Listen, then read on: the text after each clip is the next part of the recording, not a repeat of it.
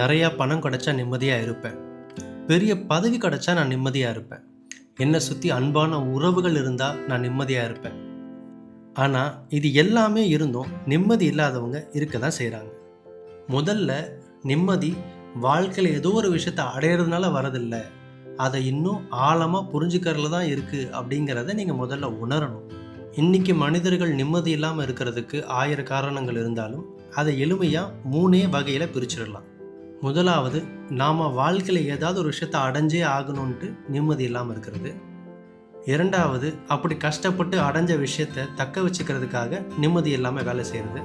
மூன்றாவது, அப்படி கஷ்டப்பட்டு தான் தக்க வச்சுக்கிட்ட ஒரு விஷயம் என்றைக்கோ ஒரு நாள் தன்னை விட்டு போக தான் போகுது அப்படிங்கிற உண்மையை ஏற்றுக்க முடியாமல் நிம்மதி இல்லாமல் இருக்கிறது.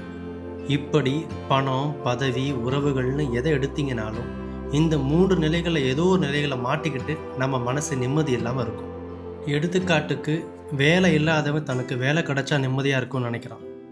வேலை கிடைச்சவன் அதை எப்படியாவது கஷ்டப்பட்டு தக்க வச்சுக்கணுன்ட்டு நிம்மதி இல்லாமல் இருக்கிறான். அந்த வேலையிலே ரொம்ப வருஷமாக இருந்து வயசானவங்க எப்படா அந்த வேலையிலேருந்து ரிட்டையர் ஆகி வீட்டில் நிம்மதியாக இருப்போம்னு எங்கிக்கிட்டு இருப்பாங்க. அப்போ எப்போ தான் நிம்மதியாக இருக்கிறது அப்படின்ட்டு உங்கள் மனசு குமுறது எனக்கு நல்லாவே கேட்குது. கொஞ்சம் நிதானமாக இருங்க, நாம் அந்த விஷயத்துக்கு பொறுமையாக வருவோம். ஏன்னா இப்படி பொறுமை இல்லாமல் இருக்கிறதே வாழ்க்கையில் நம்ம நிம்மதி இல்லாமல் இருக்கிறதுக்கு மிகப்பெரிய காரணம். நான் இந்த பதிவின் முற்பகுதியில் சொன்ன மாதிரி நிம்மதிங்கிறது அடைதலில் இல்லை, புரிதலில் தான் இருக்குது அப்படின்ட்டு. சரி, அந்த புரிதல் என்ன அப்படிங்கிறத நாம் இன்னும் விலாவரியாக பார்ப்போம்.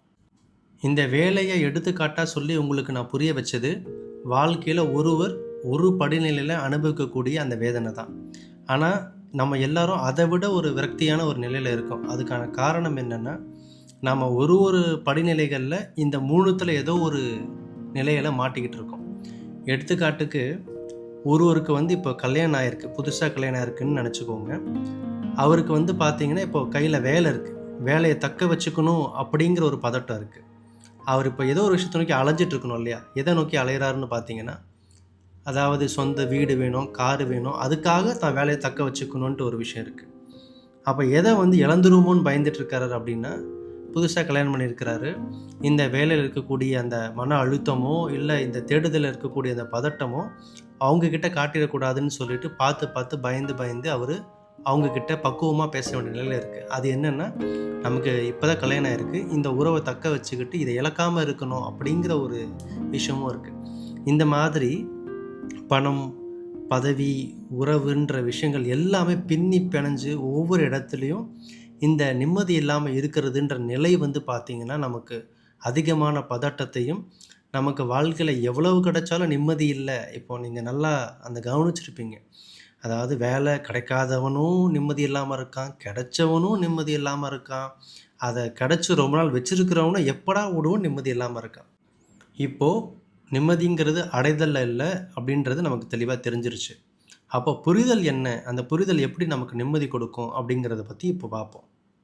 அதாவது வாழ்க்கையில் இந்த 3 சுழற்சியும் நீங்கள் விரும்பினாலும் விரும்பாட்டியும் நடந்தே தீரும் என்பதை நீங்கள் உணர்வு பூர்வமாக உள்வாங்க வேண்டும். அது எதுவாக இருந்தாலும் சரி, எல்லா விஷயங்களும் ஒரு கட்டத்தில் வரும், கொஞ்ச நாள் இருக்கும், அதுக்கப்புறம் போகும். இந்த சுழற்சி அப்படிங்கிறது எல்லா வகையிலையும் எல்லா நிலைகளிலும் இருந்தே தீரும். நீங்கள் ஒரு விஷயத்தை வற்புறுத்தி வேணும்னு இழுத்து வைக்கவும் முடியாது, வேணான்னு தள்ளிடவும் முடியாது. அதுக்கான காலகட்டம் வரப்போ அது தானாகவே நிகழும்.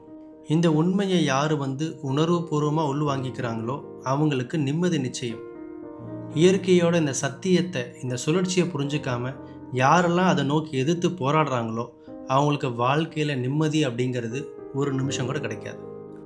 நீங்கள் தியானம் பண்ணுறது, யோகா பண்ணுறது, இது எல்லாமே இந்த ஒரு உண்மையை நீங்கள் உள்வாங்கிறதுக்காக தான்.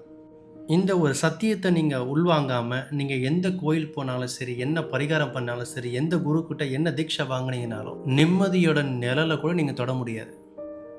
ஆக நிதானமாக, நிம்மதியாக இந்த விஷயங்களை உள்வாங்கி உங்கள் வேலைகளை நீங்கள் செஞ்சு பாருங்கள். நீங்கள் எந்த நிலையில் இருந்தாலும் உங்களுக்கு நிம்மதி கூடவே வரும்.